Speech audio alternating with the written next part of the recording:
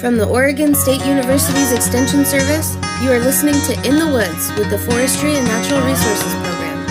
This podcast aims to share the voices of researchers, land managers, and members of the public interested in telling the story of how woodlands provide more than just trees. They provide interconnectedness that is essential to your daily life. Stick around to discover a new topic related to forests on each episode. Welcome back to another episode of In the Woods. I'm your host, Lauren Grand, Assistant Professor of Practice and Extension Agent in Oregon State University's College of Forestry. May is Wildfire Awareness Month, and if you haven't noticed, we're all about fire talk on the podcast this month. If you missed our last episode, we met OSU Extension Forestry's fire team and learned all about the great projects they're working on around the state, like prescribed fire trainings, youth programs, and collaboration between agencies to make sure all Oregonians are fire prepared. Today, EJ and Carrie are back on the podcast to help me learn more about fire adapted communities. Welcome back, ladies. Thank you. I'm so glad you can both join me on the podcast today. We have a great conversation planned. EJ is going to be helping us understand what fire adapted communities are and what landowners need to know to get started. Carrie is going to share her experience with leading her community to become a fire-adapted community and what they do to stay prepared. EJ, before we dive in, do you want to tell us a little bit more about yourself again? Sure, Lauren. I didn't come to this work from the fire world. I grew up in rural New Hampshire where I guess we did have a lot of trees, but not so many fires. And I somehow got interested in fire after moving out west for school and then really interested in it after moving to Oregon. And now I'm a social scientist who studies collaboration and partnerships and how we can work together to reduce fire risk and apply that work through my work with the fire program.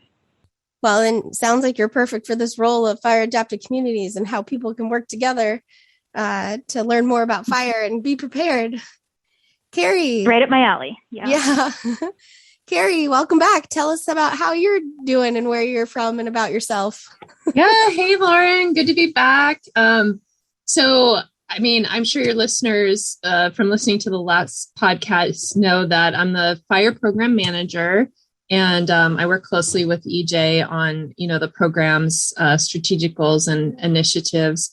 But like EJ, I come from the Midwest, and I didn't have a lot of wildfire in my experiences back there. And so coming to the West has just been really eye-opening. And it's been about 15 years now that I've been living in Oregon. And because we're talking about fire adapted communities, I'll say that I've been living in my Skyline West neighborhood for about 8 of those years. Great. And it was so fun to hear that as you learned and worked with fire more, that you totally adapted it to your own life and space. And I'm so excited for you to help you share your story. It's a good one. Well, thank you for giving me the platform to share my story. I'm quite excited. Our group has worked really hard and that's what it's about, right? Adapted. We adapted to what fits our neighborhood and our lifestyle. So thanks for having me on. Yeah. Well, let's learn more about what that means. EJ, can you get us started simple? What is a fire adapted community? I'll try to keep it simple, but there's actually a lot involved in being a fire adapted community. So it begins from the concept that fire doesn't know any boundaries. So that means we're all facing fire risk, like you, your neighbors, your community, everyone in that larger landscape around your community. You all can contribute to the risk of fires, and you can also take actions that might reduce that risk, not just for yourself, but for everyone, right? So for example, my neighbor might have gone ahead and thinned some vegetation on their place to reduce fuels, but if I haven't, I'm increasing the risk for everyone around me. So with that background, I would say that being a fire adapted community is about being aware of those risks of fire that your community faces, and then being prepared to address them. But the most important ingredient is it's not just about individuals being prepared, it's about everyone being prepared to work together to take action as individuals and as a community. And that's across all phases of fire. So before a fire happens, during a fire, and after it. And then that means that there are a lot of different pieces involved. It includes protecting public health from smoke. It includes things like being prepared for evacuation. It means navigating different policies and programs to bring funding to do the work and all that kind of thing. So it really is not just clearing brush around your house. It's a lot more than that. I'll also add, like Carrie said, what it means to be fire adapted and what that's going to look like is going to be different in every community. So there isn't a single checklist. There isn't a single prescription. Generally, the more actions you take, the more fire adapted you can become. And I think Carrie's story of her specific community will help you understand what that can look like in that particular place. Well, you're right. That does sound like a lot of moving parts. But Carrie, how did you go about bringing this, important topic to your neighbors? Well, Lauren, I'll be honest and say that bringing information related to wildfire and fire adapted communities, especially here on the west side of the Cascades where I'm at in Corvallis, definitely didn't happen overnight. There's a lot that goes into being fire adapted, like EJ said, and I really feel it starts with a conversation. It's as simple as talking to your neighbors. So that's what we did. A group of us that were part of the neighborhood safety committee, we went door to door to get neighbors to sign up for a neighborhood listserv. And while I appreciate the exercise of walking around to 168 homes, we thought an email listserv would make it a little easier to communicate with everyone. In addition to getting emails, we then provided some initial information on wildfire in Oregon. And Lauren, I don't know how many people at that time took me seriously about wildfire. Again, that was 8 years ago, but they definitely do now. Yeah, when I work with landowners, I'm also on the west side. And, a few years ago, even, it was much harder to bring up fire as something that was really something we needed to focus on and prepare for, because it just doesn't happen here that often. But unfortunately, we've had the experience come through, which has brought more attention to people to be prepared. That's right. So, a lot of people, I'm sure, have heard of the program FireWise or FireWise USA. It's a pretty popular program, and I'm even guilty of using it a lot in regular language, like everybody should know what it means. And we use it a lot of our education programs and extension. EJ, what's the difference between fire adapted communities and FireWise? Is fire adapted communities just a fancy way of saying FireWise? No, that's a good question. So FireWise USA, like you said, that's actually a trademarked program, and it's led by the National Fire Protection Association in partnership with state level liaisons. So for us here in Oregon, that state level liaison is the Oregon Department of Forestry. And the difference is that FireWise, again, is a specific trademark program, and it's focused on mitigation actions that residents can take right around their homes.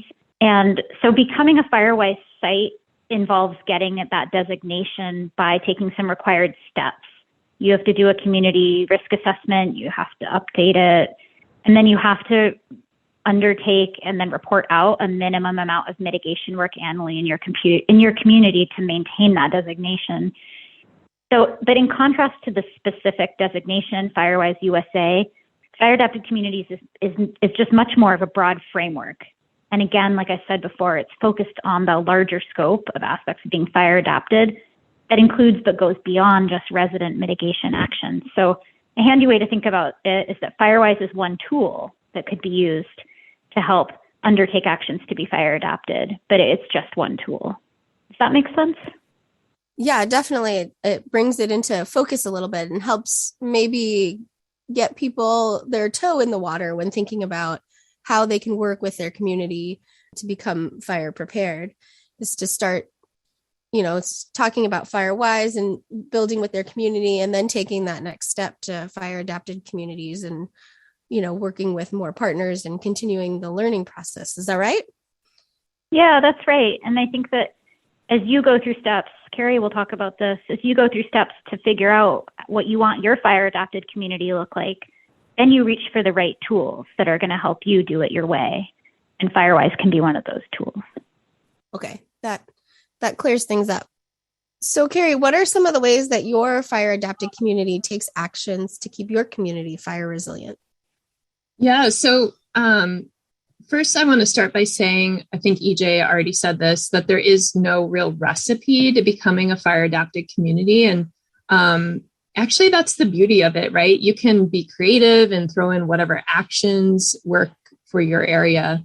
And again, there's no end to it. It's not like you get a checklist, and once you check all the boxes, you are then a fire adapted community.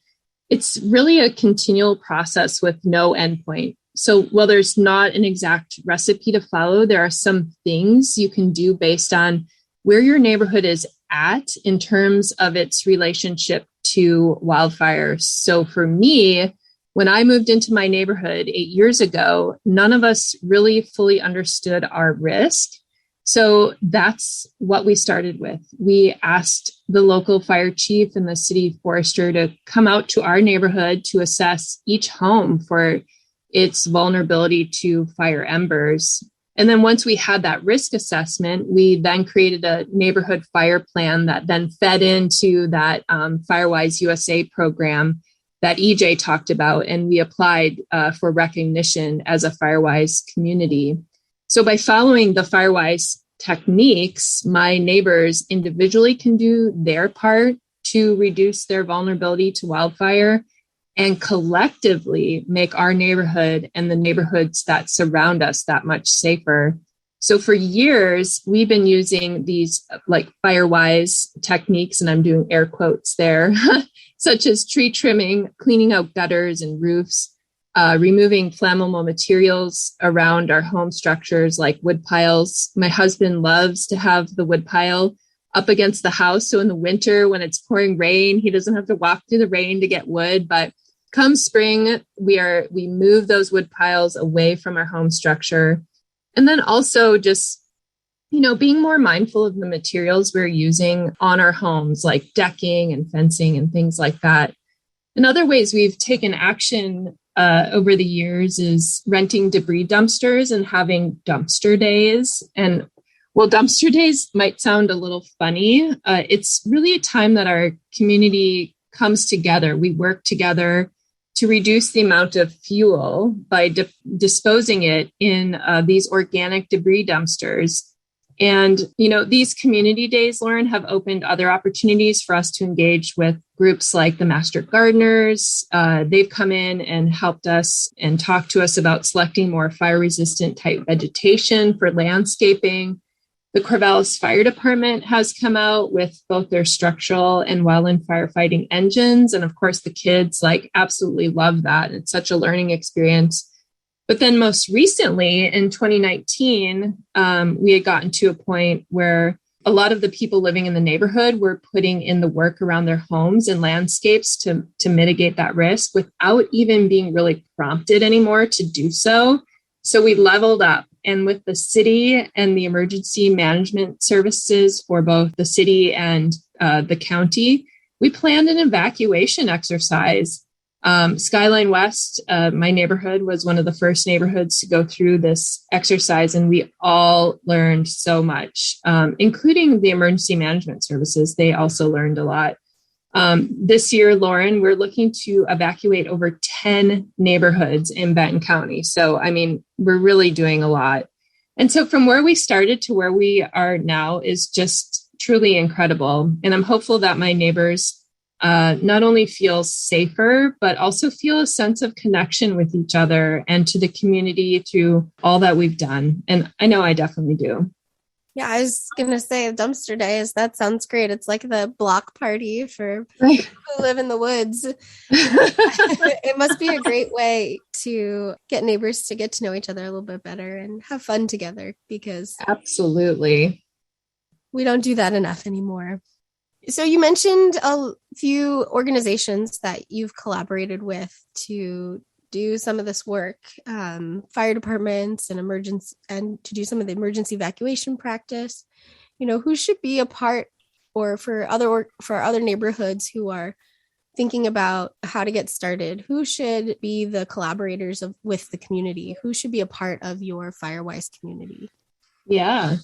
Well, you just mentioned it. And like I said, we work with the city of Corvallis, the fire department, police department, and the emergency services for, again, both the city and county to create that evacuation exercise.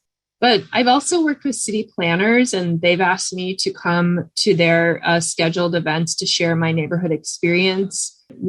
Our neighborhood is actually bordered on all sides by forest owned by different people. So I've worked with Oregon State University's College of Agriculture, and they have been super responsive to fuel reduction on their properties. I've also worked with different neighborhoods and other Firewise communities. And, actually the list really goes on. And I think that everyone should be part of a fire adapted community, whether you are a homeowner, a renter, a business owner, and definitely community leaders. It really takes everyone. Yeah, it's that it takes a village saying really plays a good.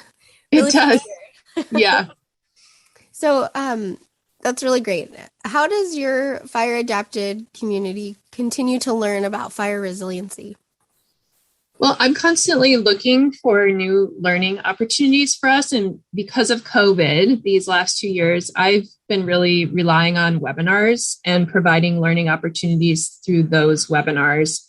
The Extension Fire Program actually this time last year put out many different webinars on how to be fire aware and fire prepared and increase your fire resiliency. So that's just one way we've continued learning together during these challenging times. How fun that you get to bring that home and share not only what you do for work with your community, but also helps build your community and help your neighbors out. I love it. I'm so fortunate. Yeah, that's great. Okay, EJ, so tell me a little bit more about how communities can learn more about starting this process. There's a lot of places you could go. There's a ton of resources out there. There's the Fire Adapted Communities Network, or we call it FACNet. It has a really comprehensive website, tons of information. Some of it's visual, like graphics that show all those pieces of the fire adapted community, like I was talking about. They have a facilitator's guide. Something I like that they have too is they have a blog with specific stories from different fire adapted community members and practitioners. And a lot of these resources are available in Spanish language as well, which is cool. I'd also just really recommend peer learning. So talk to others, learn from them. Maybe it's a community nearby yours that you know that people have been doing some things. And it's also good to hear from people like Carrie, who've been through organizing their community, like all those specific examples she was able to explain about how they went about it. People like Carrie have those practical lessons learned. I think the one thing I would say is no matter what, you got to remember that it isn't a recipe, like she said. And I'm going to go on a limb for a minute. I was thinking about this cookbook that I have and my approach to cooking. I have this cookbook called the Flavor Bible, and it doesn't have recipes. It just has like different ingredients and things to know about them and ideas. And this is my favorite cookbook because I don't like to cook with recipes. But my partner really hates that. And if there's no recipe, then he like doesn't know what to do. And so I just say that as a word of like moral support. There's actually plenty of recipes out there now from people who have done this, and this is how it worked in their community. But sometimes you need to approach it just a little more open-ended and say, I'm going to make my own recipe based on what I know of these ingredients. So that ends your cookbook ad for the podcast. I was going to say, you're so brave. I think I'm a little bit more like your partner and nervous in the kitchen. I need a recipe. Oh my goodness, me too. No, you got to just go for it sometimes. Well, we need to make a list called People Like Carrie. And so no matter where you are, you can find the person that can make the recipe and you can consult with them so that for every person like me who needs help creating a recipe or likes recipes, they can pair up with a person like Carrie and together they can make a fire adapted community work for them. I feel like we're really making this metaphor happen. I don't know if it really worked, but I tried. So Carrie, any additional tips that you want to share from your personal experience? Well, I moved into my neighborhood, like I said, 8 years ago, knowing very little about wildfire. I'm from the Midwest and wasn't exposed to the threat of wildfire growing up as much as we are here out west. So when my husband and I bought our house, all we saw was a neighborhood lush with vegetation. It was hilly and surrounded by more vegetation. We didn't see that there was only one way in and one way out of our neighborhood, or that there were no fire hydrants.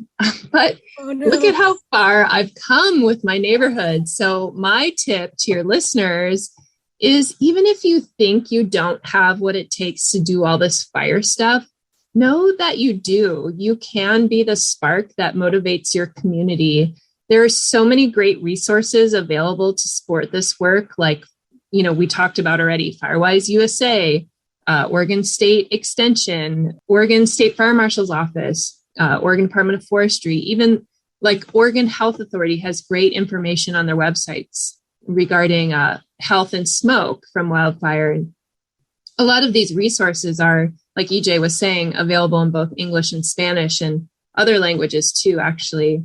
So I also know, though, that the fire hose of information can be overwhelming and daunting. So I recommend, oh, shoot, Lauren, what's that saying about the elephant? Do you know what I'm talking about? You can eat an elephant one bite at a time. Yes. One bite at a time. So just eat away at the fire problem one bite at a time, and know that you can do it. And, just start somewhere. Just start simple, do something. Yeah, that's great advice. I always have the same advice when people are writing management plans. It seems really overwhelming and you're like, just start writing. Just give yourself the confidence to say, I'm just going to start here, and you can accomplish anything. So EJ, can you tell me a little bit more about what you think the future holds for fire adapted? See, I did it. Look at that. It's easy to mix them up for fire adapted communities in Oregon. Yeah, so I'm glad you asked that. I mean, the last few years, we know that the number of people affected by fire has been increasing. And so we're going to have to all be more and more aware of what it takes to be a fire adapted community. And as Carrie points out, even places on the west side or places where you never thought you'd see a fire, I think that's what we have to do. But there are some, kind of policy changes on the horizon that landowners and forest managers should be aware of. So in 2021, the legislature here in Oregon passed a bipartisan bill, Senate Bill 762, focused on advancing wildfire protection in the state. And it is a total game changer because it invests a large amount of money, $195 million, but it also is asking 11 different state agencies to take this unprecedented action. Like, we're going to work together on coordinated actions so that we better understand wildfire risk, then we're better able to implement activities to reduce that risk. It also focuses on how we respond to fires, fire suppression, and then just ultimately how we live with fire as best as possible. And within all of that, some specific things that you can expect to hear about later this year include, there's going to be a statewide map of wildfire risk that's going to provide risk classifications for different lands around the state. There'll also then, coming from that, be some new guidelines and regulation about defensible space, building codes, and land use that will eventually be implemented as that comes out of this assessment of risk. So my recommendation is to stay aware of these changes that might affect you by following news from agencies like the Oregon State Fire Marshal's Office to learn what they're doing. But really, it's also important to know that there are going to be new and increased grant and other funding opportunities to get mitigation work done for many landowners. There's going to be more opportunity to perform some of that fire-wise work to be a fire-adapted community. There's also going to be more air quality monitoring, more access to smoke filtration systems, and more clean air shelters. So hopefully more and more resources that you as individuals can use coming down the line. And when I think about this Senate Bill 762, it kind of goes back to what I said at the beginning of our podcast. Like, we're all in this together. We all share some of this risk. That means we all have to work together to manage it. It takes many hands to work on the many pieces of being fire adapted. I was just thinking, you can almost think of this new Senate bill as a fire adapted community approach for the whole state of Oregon, if that makes sense. Wow, that sounds great. I love the way that really ties a bow on everything. And that it creates an opportunity for us all to work together. It's a great way to think about it. Okay, so now that we all have this call to action to work together, let's finish with something that, each of us can go home and do. So, Carrie, what's one thing or a couple of things that you can suggest to our listeners for what the next step is to advance fire adapted communities? Sure. I would recommend that if your listeners are just starting out, meaning if this is the first time they're thinking about wildfire, becoming a fire adapted community, simply talk to your neighbors, talk to your local community leaders about your wildfire concerns. You could also talk with your local fire department about like a community risk assessment, or maybe your neighborhood is actually further along and has done fuel reduction projects already. So why not consider something like an evacuation exercise or dumpster days? Whatever it is, just take a step toward doing something. Something is definitely better than nothing, right? Oh, yeah. Each take one of we can each share a giant elephant. How about that? Okay, I took it too far. Sorry. Well, that's all the questions I have for you today. I'm so glad you were able to join me back on the podcast. I always have so much fun with you, Carrie and EJ. It's good to know that even though fire is a big topic and it can be really daunting for some people, there's ways that neighbors can come together and learn more to make their communities more fire resilient place to live. So hopefully people will be able to hear this podcast and have some new ideas and feel a sense of calm going into, things that they can do to help out their community and all of Oregon. So if you're listening today and you had any other questions come up, or we didn't cover a specific topic related to fire that you were interested in, drop us a comment or send us a message on our website at inthewoodspodcast.org. Okay, don't leave us yet. Our lightning round's up next.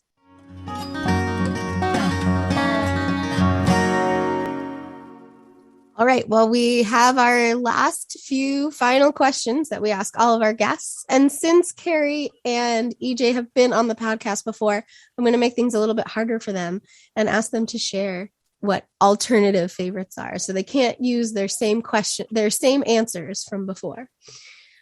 All right, I'm going to call on Carrie first. Carrie, what's your favorite tree or shrub that you haven't shared with us already?